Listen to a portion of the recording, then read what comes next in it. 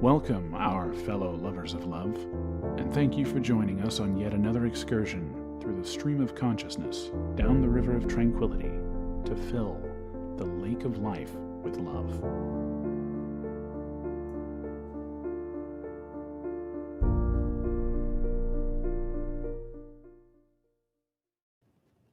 And good evening, our fellow lovers of love out there. And we want to thank you again for joining us tonight. And we have a special guest to round out our Mental Health Awareness Month. Max Guttman is back. We're just going to sit there and have a relaxing conversation about, kind of rounding out Mental Health Awareness Month. And we're going to talk about, prevention, emotional health, and, how do we get to avoid getting to the point where maybe we all need so much not mental health care. It's not the word I was looking for. But anyway, we'll talk about exactly what I'm looking for as I search for the exact word. But it's it's one of those days. I've been busy. I just got out of a meeting. Me and meetings. So me and political meetings. I'm always in them, and I just love them oh so much. Just oh so much. They do wonders for my thinking. But everybody needs our if our communities don't need anything, if there's something our communities need now, it's people who are willing to put love and compassion and empathy into our politics and into our communities. And so, now is not the time for people like us to step away. Now's the time for people like us to step in quietly, calmly, compassionately, and with empathy. And we don't discuss the details of that here, but we do discuss how it is part of my life. And so we don't discuss details, but we do discuss how it interacts, because our politics does interfere with our emotional health and our mental health, whether it's treatment or whether it's, impacting our negative, the media and our politicians impacting our lives in a negative way, just by the drumbeat, the nature of politics. So anyway, before I go diving into all that, we're going to bring Max back in into the studio here, because I'll go off on a tangent and no one wants to hear that. Max, how you doing? You just rescued people from me running off on some tangent that I did not intend. I really did not intend for it to go that way. I had a different intro entirely, and yet somehow it ended up this way. And I hit the wrong quote when I started that. Look at this. I am just kind of incompetent here today. Okay. There we go. And then you can always find Max at mentalhealthaffairs.blog. Yeah. You can find me and Lubby at latenightLove.us, and you can send Lubby love letters at love@latenightLove.us. So Max, it's been a Mental Health Awareness Month. People like to talk a lot about awareness, right? Be aware about mental health, be kind to people who have mental health, kind of more compassionate. What is it? 19% of people, this was 2 years ago, 19% of adults had some form of anxiety disorder in their lives. And it's probably higher than that now. And so it's an issue that we talk about a lot, but we superficially talk about it a lot. We talk about, we need more mental health treatment, but we don't really talk about, how about prevention? How do we prevent ourselves? Forget everybody else for a minute. How do we prevent ourselves from getting to the point where we have mental health crises? Maybe taking care of our emotional health earlier on in life. If you go to latenightLove.us, I've linked a resource to, it's a government website for youth resources, mental health prevention, mental health awareness, youth resources for kids.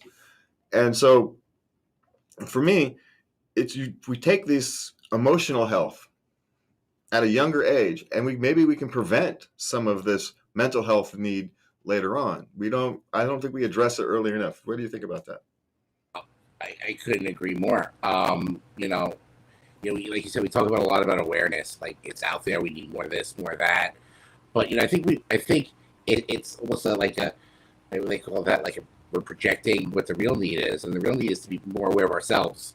And like you said, our own health and our own emotional health. And when you're more in tune with what's going on with you and your body and your emotions and your wellness, I think you're less likely to spin off and unravel, or at least maybe prevent something from happening that's down the road, catching something, getting ahead of it, whatever you want to do, and treating it or addressing it before it gets really bad. Yeah, one of the things we like to talk about here is when we talk. Oh, sorry, my screen flashed for a second. When we talk about mental health here, we like to talk about, if you're questioning whether you might think you should talk to a counselor or your therapist or your rabbi or whatever it is your closest emotional health support thing is, you probably need to. If you're thinking about if you're asking yourself the question, then it doesn't hurt to, because something is wrong. You need to bounce something off of somebody, and because that's why you're actually asking the question amongst yourself. That's why that little voice inside, whatever you call it, whether it's a little voice, whether it's your other self, that person, whatever it is, that person we argue with ourselves, that other selves inside of ourselves, they're giving you a warning sign. It's saying, hey, something's wrong. You should think about looking into it. Something's wrong. You should think about looking into it, which means you should probably think about looking into it, right? Oh, totally. Mine's a check engine light. I like to think of mine. My thing of ways is just flat out check engine light. Go look at this, address it, figure out what the issue is. And as soon as I realize something's wrong, like, let's figure out what that is. And although I say self-awareness, be aware of yourselves, it's always a good idea to bring in another person, right? Other feedback, a professional, a friend, someone in your life that knows you well, that's gonna be able to say, hey Max, or hey Jim, hey Bob, something, you didn't always seem this way, something going on, is there something new in your life? How bad is it? It's always good to have, I call that collateral support, collateral treatment, collateral whatever. Get people in your life around you supporting you that are going to be able to reflect with you in a meaningful way. People you trust, right? Yeah. And it's not just, and people you trust, hey, am I interpreting the world correctly right now? Exactly. So you can ask them, hey, look, here's what's going on. Here's what I think's going on. Am I being rational, right? Am I looking at the world the right way? And they can say, maybe, but here's another option. Someone can ask, someone who's outside of that can answer that, and someone who knows you well, like you said, is able to go, I understand what you're seeing that way, but maybe you can look at it this way. Maybe it's not quite that way. Or, maybe if it's a good friend or someone who knows you, or your therapist, they can say, no, you're way off base. Yeah. You're way off base on here. And so let's understand why. Let's see what's figuring out why you're off base. And that's important. One of those things that people don't talk about, that's the important journey in therapy or maintaining your emotional health. I'm speaking too fast today. It happens when I talk politics. I end up speaking fast. You're speaking fast. Did you know that? Yes, I do know. I think way too fast. I think faster than my mouth can go, and that's what I end up tripping over my words because of it. Yeah. Oh, so you're aware? Yes. Oh, I'm plainly aware. It's one of those failures that after a day of dealing with politics, your mind has to move so fast dealing with that it's hard for me to slow down and become, in this setting when I need to be calmer and slower and think more steadily, right? There's not so many things. I don't have to think about 100,000 people here. I just have to think about myself and how I interpret the world. I don't have to consider the wants, needs, and desires of my whole entire community. I just have to think of mine. Yes. And I reflect that to the community. That's what I do here. But in my political life, it's different, right? I'm responsible for an entire community, a county full of people, essentially. Yeah. And so it's a different mindset. There's a different set of things I have to think about. And the transition is just kind of difficult for me to slow my brain down. It's but hey, the head is heavy. Who wears the crown, right? It is. We all have to carry these things, and the ability to speak about them freely and openly is part of what we try to show here. And it's an incredibly healthy thing, right? Not only like what you do and how you do it, especially you and what you're doing in terms of, either representation or the idea of speaking to a specific audience and then another, moving from audience to audience and managing that in your mind, right? That's an incredibly healthy thing, and it's great practice. And doing it, and I do it every day. Like, who am I speaking with? I try to keep in mind always my audience. People always say, my writing, Max, keep in mind your audience, and I do, and generally I'm on point, but sometimes I mess up, and that's okay too, and I try to figure out why. And as long as we figure out why before things get catastrophically, horribly out of hand, either you speaking too fast or me going off on this tangent, let's get ahead of it. And prevention is so important in mental health, and pretty much any field you go into. No one wants destruction. No one wants bad stuff. No one wants things to escalate and snowball. No one wants a war in Europe, and we try to get ahead of things, and let's do that as a people, and let's all practice good mental health. Yeah, well, and if we want the world to change, well, the change starts with us as individuals, right? Yeah. There's the only person you can actually fundamentally change is the person in the mirror, and that's some things me and Christina we talk about here all the time. Is you have to change yourself if you want the world around you to change. Otherwise, the world around you is not going to change. It just can't. You've created the world around you, and so if you don't change, the world around you cannot change. Or if it does change, you have no part in it. You're just, like a sock puppet blowing in the wind. And you don't want that either. And so none of those things are good. And anyway, you've been awful quiet over there, my love. Listening. Yeah, listening. She's just listening. We were talking before the show about this transition I'm actually having an issue with. Well, might as well dive into it. And I had this conversation with my therapist just Monday, actually. Is I'm having a personal crisis of confidence because I don't trust what my eyes are seeing, right? But we were just talking about this just before. And, it took me a while to kind of figure out, okay, what's this crisis of confidence? Because that's how it to me, that's how it displayed. It was a crisis of confidence. It wasn't like, hey, I don't trust what I'm seeing. It was, hey, there's a crisis of confidence. It didn't manifest itself initially as I don't trust what I'm seeing. It's I don't trust myself. That's what it manifested itself as. I don't trust what I'm doing. I don't trust myself. And I had to work through the process of going, okay, what is this? So what have I been doing? Okay, I can now see, but as I'm starting to drive again, I'm going, I don't trust that I can see something in the shadow that I know I can see, but I don't trust there's something there that I can't see. Right? It's a strange thing. And so it's a very stressful experience because you don't know if there's something that you don't see. Right? You can't prove something that doesn't exist. No, of course. You don't know if you can't see it. You don't know if you missed it or if it just wasn't there. And so it's left me unsettled. But I've got it figured out. So when I went to my counselor and had my monthly counseling session, we talked about it, and it was simply bouncing this off. Okay, does this seem reasonable to you? Am I interpreting my own interpretations? And we took, a good 30, 40 minutes to kind of walk through the whole process and say, this is my thought process. This is what's been happening. And we all came to the conclusion, yeah, you're probably pretty close. There's probably other things. It's a lot of transitionary periods. There's a lot of other stuff going on. And it probably has something to do with my ground feeling unsettled as well. So it's probably not all that.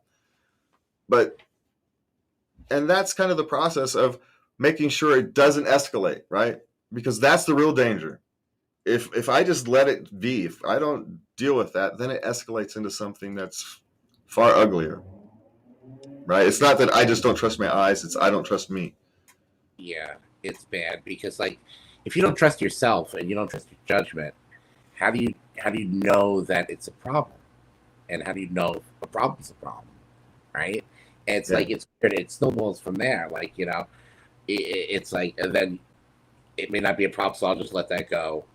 And then there's even more uncertainty and even more anxiety, and it just escalates. And it's so important to get that feedback from people and to check in and really ask yourself what's going on here. Is this a trust thing? Am I not trusting myself? Am I not looking into the right things? And good golly, I do that every day. I do that every day all the time, and it's the best thing for me. We like to, in a world where people fear each other, right? Sometimes we have to be our best friend and be compassionate towards each other and ourselves. And sometimes the best way to do that is to learn that it's okay. It's okay to not trust yourself at times, but be your friend, be compassionate, and figure out and be good to yourself. It's important. Yeah, if you can't be compassionate with yourself, how are you supposed to be compassionate with the rest of the world? Mm-hmm. And if you can't be compassionate with the rest of the world, where does that leave us all? Where does that leave you? Where does that leave me? Where does that leave the rest of the world? So, if we want the world to be, I'm going to say it again, and maybe it's my deal with if we want the world to be a kind, more compassionate place, we have to be kinder and we have to be more compassionate. We have to show more empathy. And empathy doesn't mean we agree. That empathy doesn't mean we necessarily even, it just means we say, okay, I understand that that's your worldview. That's how you live. That's the perspective you have. I get it. I care, and I want to hear you out, and I want to do what I can to give you space. And it's so important, because if we don't do that, there's no way to have mental health. I'm a firm believer that if you're unhealthy, if you're not mentally healthy and you're not thinking well, you're not going to be giving people space, and you're not going to be giving empathy. I think empathy sort of stops, it halts when we're not feeling well. Well, I become convoluted. See? All I can see is what's in front of me. Yes. Which is me. Yes. Everything is a big freaking deal. And it has to do with me. In a way, some of us, we become selfish sometimes. We can become self-focused, and we don't care what other people are saying, and it's okay not to listen, and all that stuff. And that's the result of unhealthy thinking, I think. And like I said, be kind to yourself, be good, be empathetic, because it's the first step towards healing. I believe that. I believe that. Yeah. And, if we talked about emotional health at the beginning of this, and isn't that about how minding your emotional health is probably the best way to prevent, a more serious issue from coming, from manifesting itself? I mean, traumas, we can't do anything about trauma sometimes, right? In a sense, we are victims at times. We're all humans. We're all victims at times. So we have to be able to manage those and survive that. But there's emotional health, emotional stability is something that actually can be learned, especially at a young age. Mm-hmm. And it seems to be something that is superficially, at least, lacking in society these days. There seems to be a lot of young people, 25 and younger, who, for whatever reason, lack an emotional training. I'm going to say, because it's not their fault. They're at 25 or below. It's not your fault if you don't know how to do something, right? No one taught you how to manage your emotions if you can't manage your emotions at 25. It's literally not your fault. No one taught you if you can't do it by then. It's literally, someone has to teach you how to manage your emotions. And I don't know who taught me. But even with my lifetime anxiety disorder, I learned at some point to manage my emotions, at least to some respect. I think it's harder for folks nowadays. People don't, younger folks, younger than myself, I'm young, but I'm sort of at that, like, the beginning of the millennial. Like, I still interacted with folks, we were learning on computers, but there was someone with us speaking. Now everything's remote. It's all internet. And I think that people are losing a lot of the human connection, speaking and interacting, that makes them learn about emotions. You learn about emotions by interacting with people, hearing about their ups and their downs and their days. And when you're not interacting with people, how do you get that practice? I know a dad or a father or a mother can teach us, but there's only so much they can teach us if you're not living in a world that practices it, right? Well, you have to practice, right? You have to fail and succeed, right? You have to be allowed to fail at times, right? You have to be able to cry when you strike out at the ninth inning and your team loses, right? You have to be able to do that.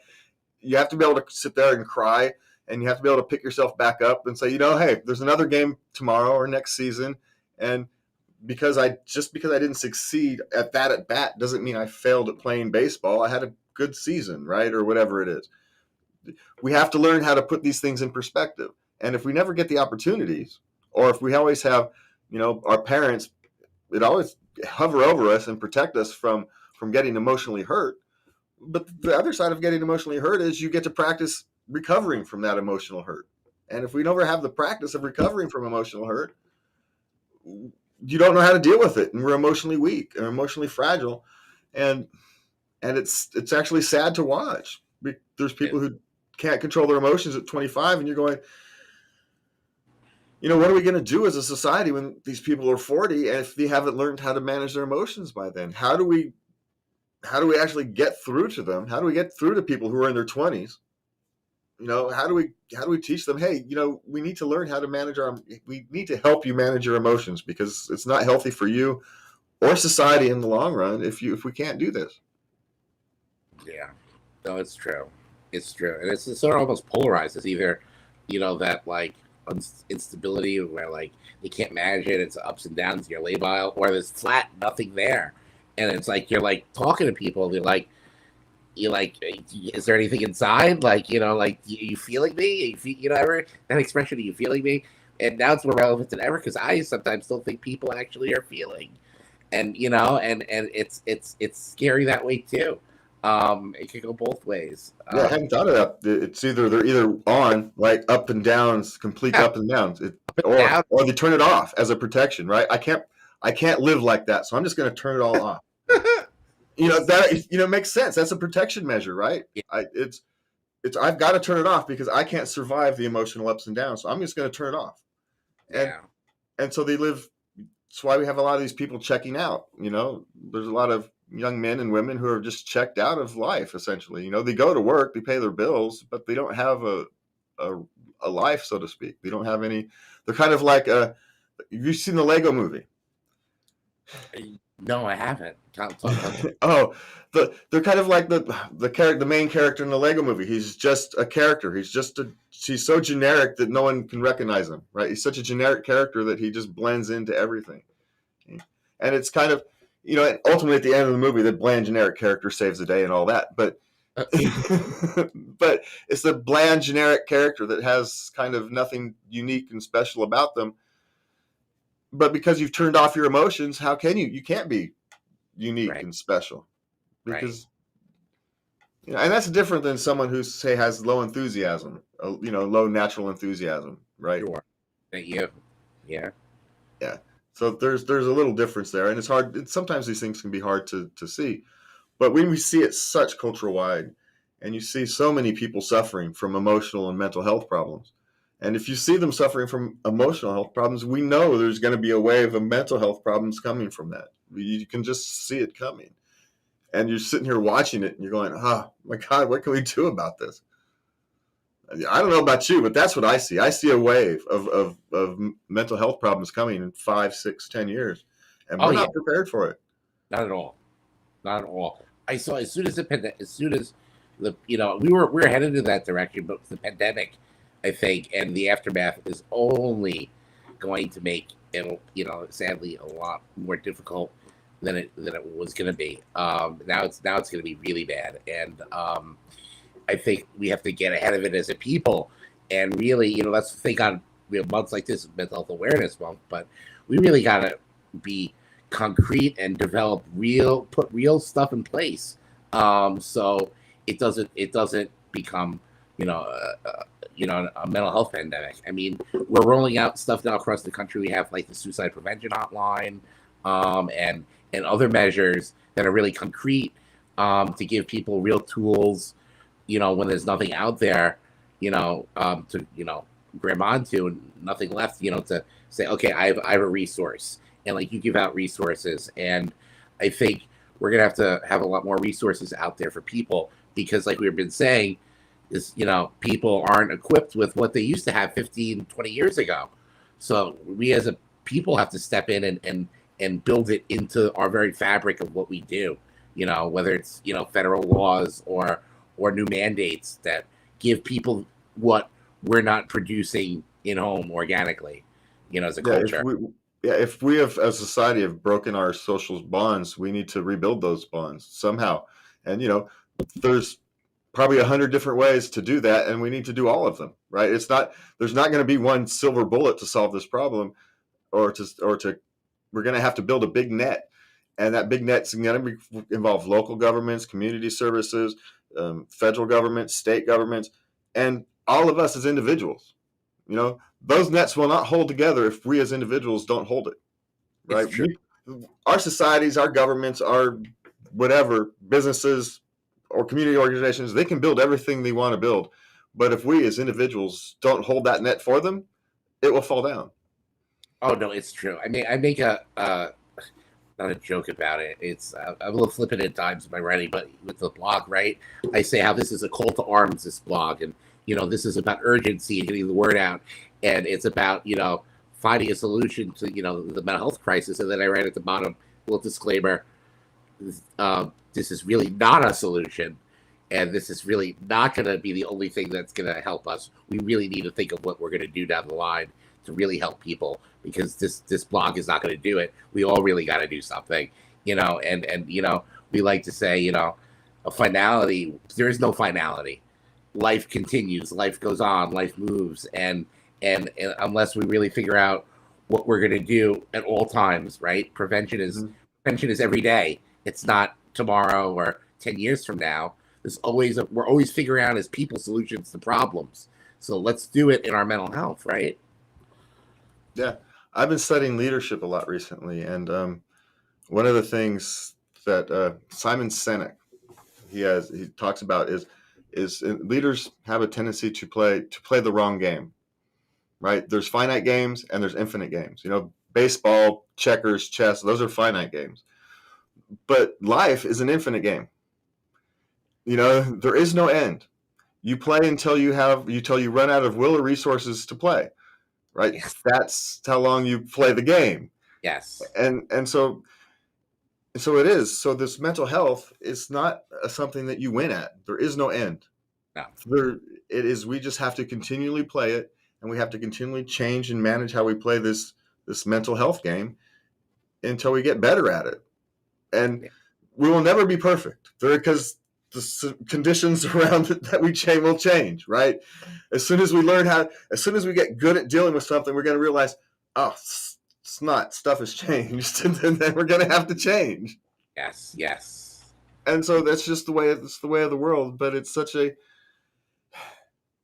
for those who work inside who deal with it every day, because we don't deal with it every day. We bounce between mental health and life, love, relationships, and we kind of cover the everything. We don't deal with mental health every day. But for those who deal with mental health every day, it has to be a strain, right? Is it to watch the world around you kind of not pay enough attention? And so, do you guys take care of yourselves? I know you take care of yourselves, but do your fellow workers in the mental health industry take care of yourself? No, not enough. Not enough. I have colleagues right now who are going to take time off, or either the hospital or whatever is going on in their life, because you can never do enough self-care. Never do enough self-care, and people like to think, I can just avoid it for a little while. Let me keep going. Let me keep writing, or let me not eat that healthy meal, or let me just drive a couple more miles to the next exit. And you're really doing yourself a disservice, because when you're in pain, when you're not feeling well, no one ever wants to look back and say, I should have done this or I shouldn't have done that. I know we shouldn't say shoulds, but those are moments when you really got to recognize that maybe next time, the option is just take better care of yourself. It's important. Yeah, my point was that even the professionals are humans too. They fall into the same traps that the rest of us do. That Yes. our lives are so busy, and we're trying to do, and a lot of us are trying to do stuff that's important, and so we put ourselves second. But if you're second, the things you find important can't be number one, because you're the one who has to get them done. You're the one who has to get them done. So long term, it's a self-defeating thing. So we all have to take care of ourselves. And leadership starts with leading yourself. You can't lead others until you learn how to start leading yourself. You don't have to be perfect at it, but you do have to be trying. Yeah. All right. Thanks, Max, for joining us. We want to appreciate it. Thanks for coming back. We will have you back in a few months to kind of check in again. We'd like having you around, if it's okay with you. Love this. Oh, this is great. Always a great conversation. All right. Thanks, Max. Yay. We want to thank everybody for coming with us, and please remember to love everybody. Good night. Good night.